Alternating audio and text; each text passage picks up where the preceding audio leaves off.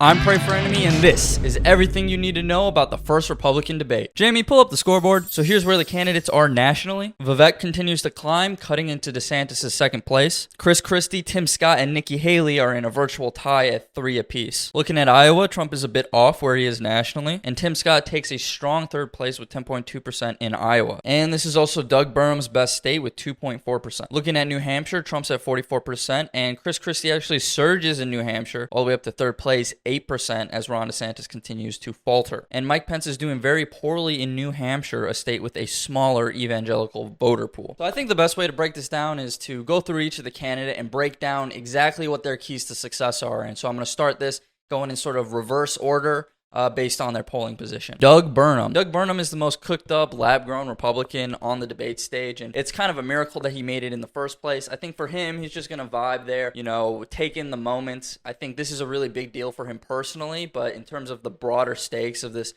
debate, there's not a lot that he's going to be doing. It's not like he's a huge wrecking ball or anything like that. So we'll see how it plays out, but I think he's just going to sit there and vibe. Next up, we have Christie. I think for Christie, the game plan is going to be attack, and when you're done attacking, attack some more. I think he's going to be attacking Trump, even though he's not going to be there. I think he's going to be attacking DeSantis, and I think he's going to attack the rest of the Republicans and the rest of the Republican Party for not being strong enough to stand up to Trump, given the fact that he's had 1.5 billion indictments and, all kinds of controversies throughout. And I think that he'll be successful if he can paint other Republicans into a corner and sort of get them to make a decision, right? Because I think a lot of these Republicans want to play the middle road, but if they commit to one narrative or the other in terms of what to do with Donald Trump as a party, then it can be quite problematic for them because that's not a game that they want to play. But if Christie is able to force them to play that game, then, he'll be doing his job. So next I'm going to group together Nikki Haley and Tim Scott. I think for them, the game plan and the best course of action is to just kind of stay above the fray. I think this Republican debate is going to get really ugly really quickly. We'll get into that more later, but I think for them,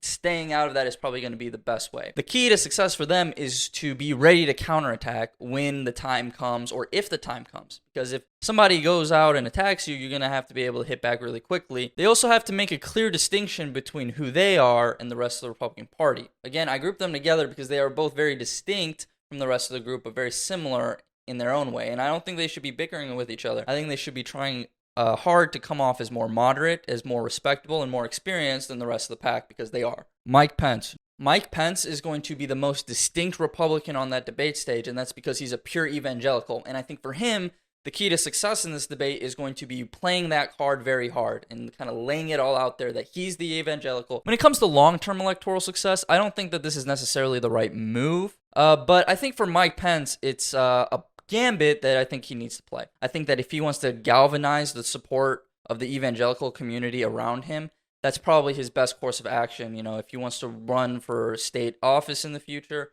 or if he wants to leverage these support amongst evangelicals to further his career within Republican politics, that'll probably be the best for him. Vivek Ramaswamy. So it's everybody's favorite internet conservative. I actually really think that Vivek Ramaswamy is going to do really well at this debate, and I think he's going to get the national profile and the media attention that comes off of these debate performances. I think he's going to do really well. But it's easier said than done, and he's going to have quite a lot of people gunning for him. And so I think the key to success for him is going to be able to come off like he's above the fray, because that's the kind of a candidate that he is. But he also needs to be ready to counterpunch.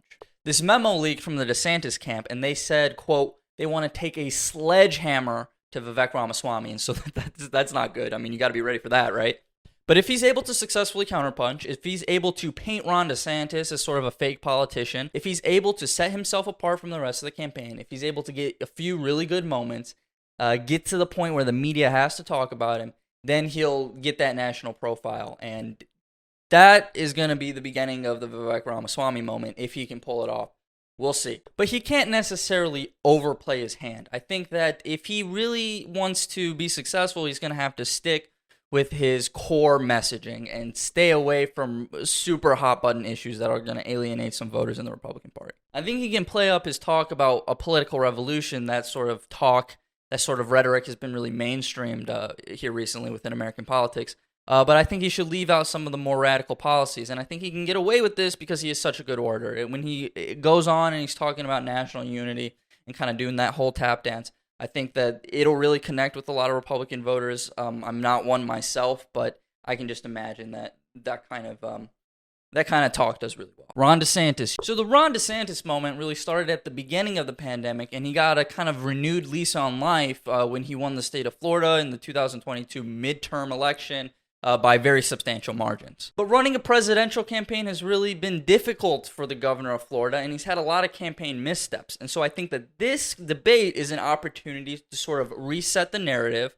If he comes out and he has a really good performance, he can kind of make everybody forget about what happened in the past. And if he comes out with a new set of messaging, if he kind of stays away from saying woke, if he kind of expands his vocabulary a little bit, I think that he can have a really good shot at sort of resetting the narrative and pushing forward in a brand new direction. He really needs to make everybody who's a Republican voter believe that he is the only person that can succeed Trump, and he is the only person that can beat Joe Biden. He really has to make that argument clear. But Ron DeSantis' biggest threat is Vivek Ramaswamy. And Vivek Ramaswamy is going to be wanting to make a name for himself in his own right. And so Ron DeSantis really needs to go after him. He needs to paint him as sort of a fake politician-y kind of talk. He needs to peel back all those layers of kind of high-minded rhetoric and try to show the American people, or make the argument to the American people, that he's all bark and no bite, that he's, really not one of the people who should be representing the Republican voter. We talked about the leaked debate prep when we talked about Vivek Ramaswamy.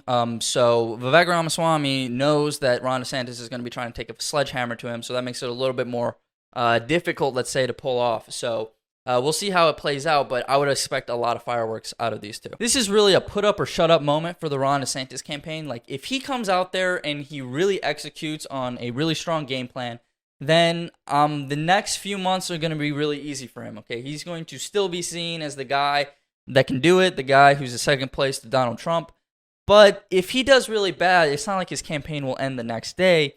It's just that all of a sudden there's new candidates that are taking attention in the media, and he's not going to have as much control over the conversation, as much control over the narrative surrounding him. So that's really what's at stake for the Ron DeSantis campaign. So final observations, I think that Vivek Ramaswamy, Ron DeSantis, and Christie are going to be the people who are talking the most. They're probably going to get the most airtime, and they're going to be really ugly with each other. I think sparks are going to fly, and things are going to get ugly really quickly. I think the rest of the field is going to try to stay out of the muck fight. Again, I don't see Nikki Haley, going after anybody, trying to end anybody's career. And I don't think that Doug Burnham's going to do anything other than sit there and look like a wax copy of Ronald Reagan. Another interesting question is, how are these candidates going to respond to the indictments of Donald Trump? I think there's kind of three lanes that people are trying to play. There's people like Christie who are like all in, like, yeah, well, let's get rid of him. Let's throw him in jail. Let's lock him up.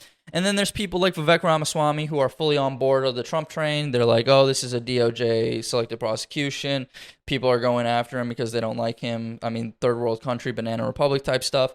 And then there's sort of the people who are trying to play this middle road. And so we'll see, like, if they're able to play this middle road.